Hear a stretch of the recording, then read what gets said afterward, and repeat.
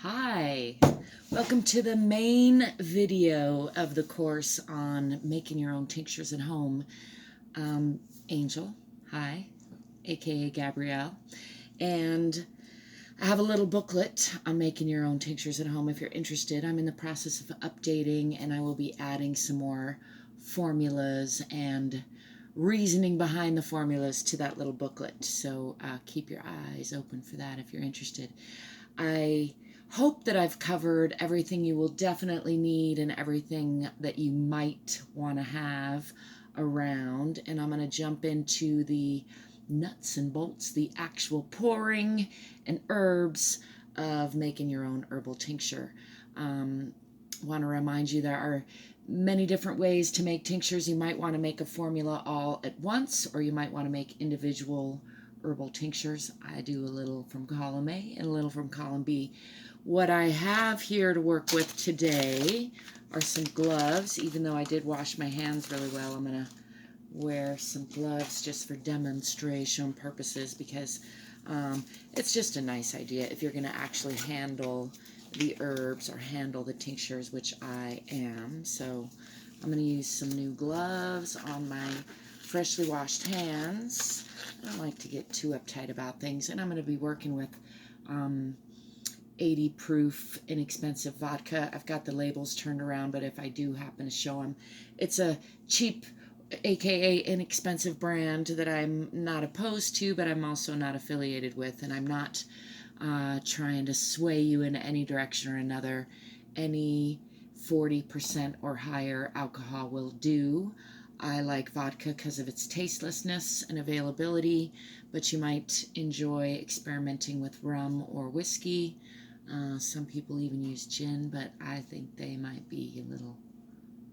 Anyway, what I'm going to do today, and there are many different ways to do what's called this simpler method, but the general idea is that you put your herbs, usually cut up, into a jar or container that you can seal. You cover them with alcohol. You let them sit for at least a couple weeks, sometimes months or even years, and then you strain them out, and there you have your tincture. That's the basics. I have three here, and they're a good demonstration of the variability. This is astragalus and faux tea. These are personal tinctures for me, and these are hard. It's astragalus root and faux tea patties that have been cooked, so it's a pretty hard to extract set of herbs, and it's a personal, just adaptogenic, tonic type of herb mix for me specifically, in case you're wondering why the combination. And so I used Everclear for this also because I had stopped drinking a while before I made these, and I was using up whatever alcohol I had around. I have since then bought more vodka specifically for this purpose. So, but when I use the Everclear, I use it because it extracts better, it's stronger, it's 90% alcohol, grain alcohol, and it is not a good idea to use something that strong when you're actually taking tinctures, so I will be diluting this with distilled water back down to about 50% alcohol, so it still retains its bacteria fighting properties, but it's no longer toxic to put in the body even by the drop. On that note, I always put my tinctures, almost always put tinctures into a glass of water. You can put them into hot tea, and that evaporates the alcohol right out, and you're left with the essence. I do sometimes take tinctures straight under the tongue in small doses, the diluted version or the 40% version. All that out of the way now. This is sage and wormwood. Again, a personal tincture for me. It's a digestive bitters tincture, and this is in vodka, what I had around. And these have been sitting for a little over 6 months just by coincidence of timing and how long it's taken me to get to them.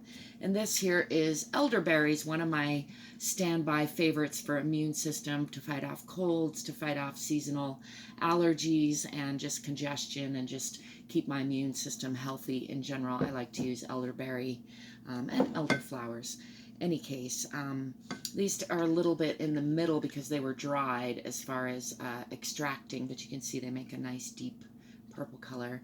And this is a good example of the variability that you might run across. What I'm going to be putting into my new tinctures is, again, a personal formula for me, and I'm using these small amounts of these mostly because ginseng is an endangered plant and there's very little of it. This is from one of my favorite suppliers, and so I'm going to be combining a little bit of red ginseng root and some dong quai root, which is really good for regulating female hormones, and then some eleuthero root, which is often called a ginseng substitute. It used to be called Siberian ginseng. It's not technically a ginseng, but it is an effective adaptogenic herb, which is something you can take to help keep your blood healthy, essentially, and something you can take regularly. And I do take a lot of eleuthero, partly because it's not an endangered herb. It's relatively cheap and easy to get and abundant, and I find it highly effective in my body. So I'm going to be making a new, setting a new tincture of these to set for probably some months until I'm ready to extract them.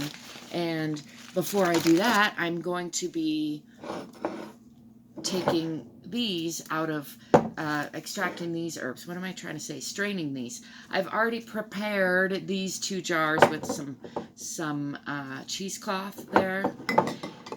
I will remind you, if you were doing a pharmaceutical grade, professional grade tincture, you would be being a lot more precise in your measurements and your methodology. This being the simpler method. I'm just going to take a chunk of this cheesecloth here. You might want to double it. Depends on, if I were using powder, something really fine, I would definitely be doubling it. Being that I'm using cut herbs that are not that fine, sometimes big chunks, I'm just using the single doubled up. One doubling, or actually it's probably quadrupled anyway. I'm not doubling it up a bunch. I'm poking it down in this jar, and I'm making sure that it's not over the edge, and then it's a little bit tricky to screw this down on that edge, just to hold it there while I pour the herbs in. And then I'll move this out of the way.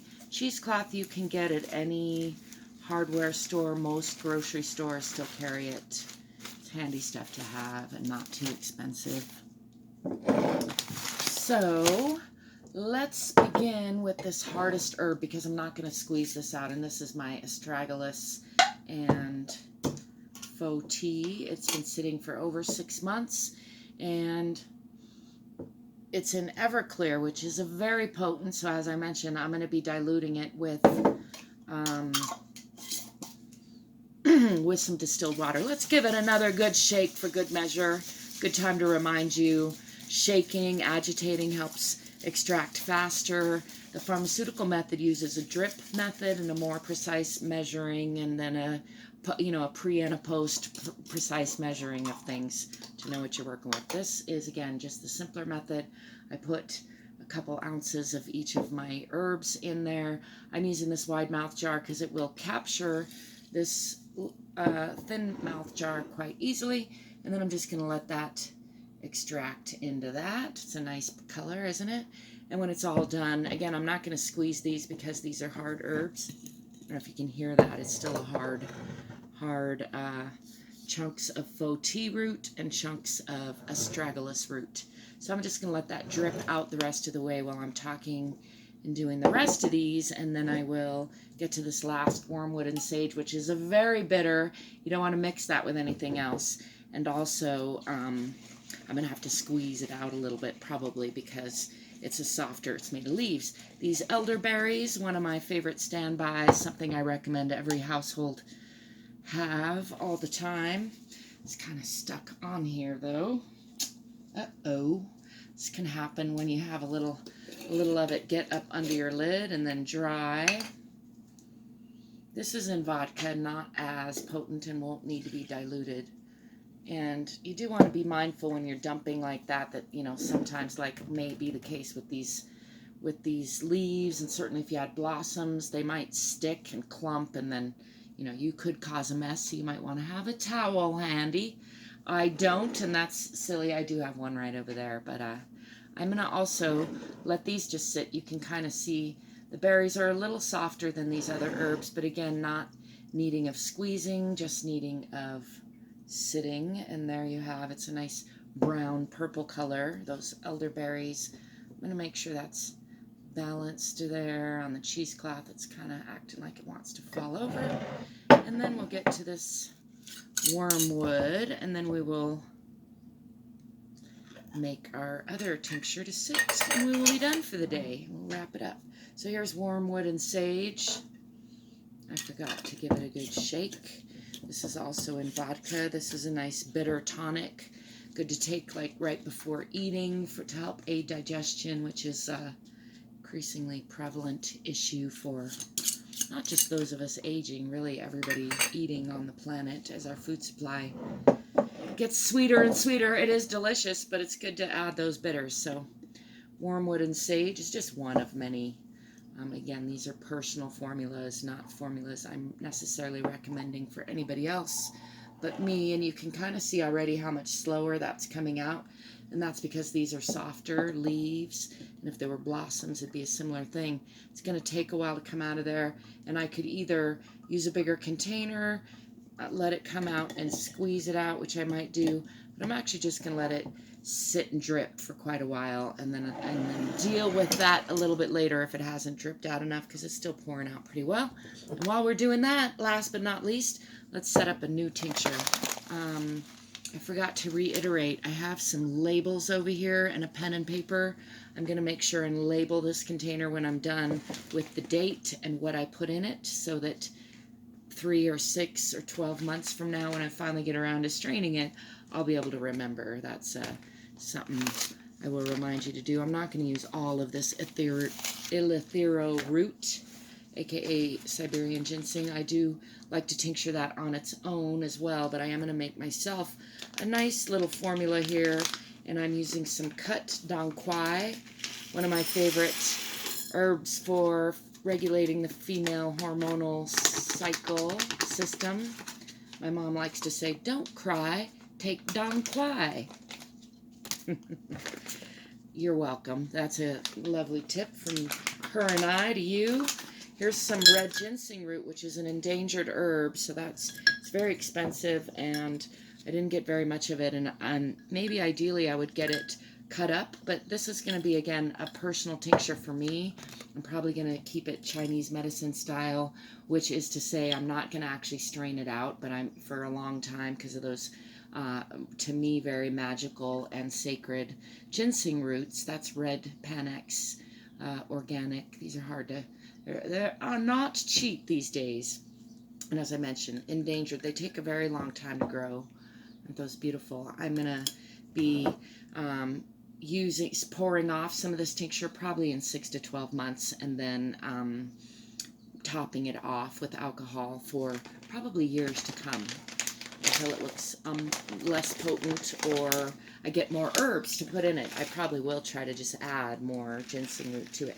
I'm going to top it off, not all the way, but part of the way, with some Eleuthero for synergistic effect.